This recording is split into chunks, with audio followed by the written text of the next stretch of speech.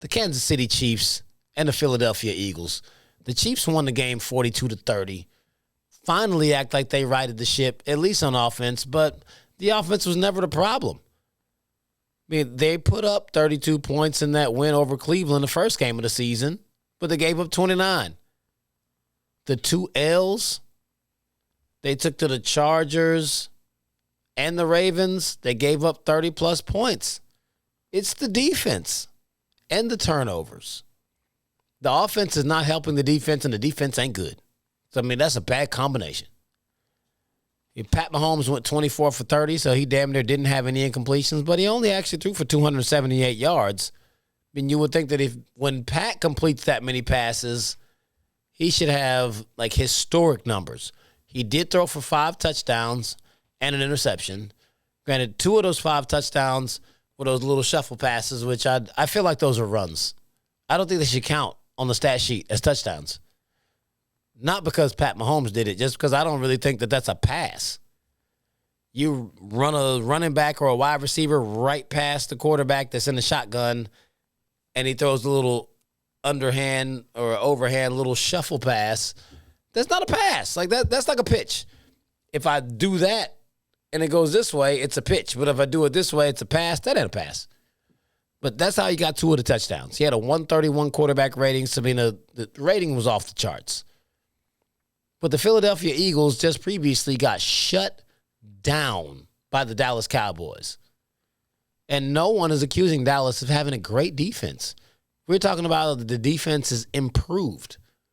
They're still a middle-of-the-road defense, and Philly couldn't score on them. They shut the Philly offense all the way down. Kansas City came out, and they gave up 30 points to Philly, to this same Philly team that Dallas shut down. Jalen Hurts was 32 of 48 with 387 yards passing, 2 touchdowns and no picks. That's one of the best games that Jalen has had in his entire NFL career against this Kansas City defense. I mean, Jalen is definitely not high on anyone's list of top quarterbacks in the league or someone who's unstoppable. I mean, it's a problem. You can't stop Jalen Hurts. They're not stopping anybody. I mean, Kansas City is going to have to figure out life on the defensive side of the ball. And Philly, I don't know what tape they've been watching.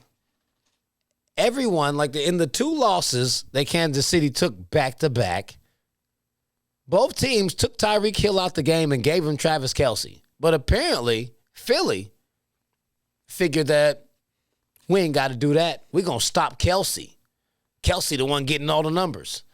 And you let Tyreek Hill go for 11 receptions for 186 yards and 3 touchdowns on 12 targets.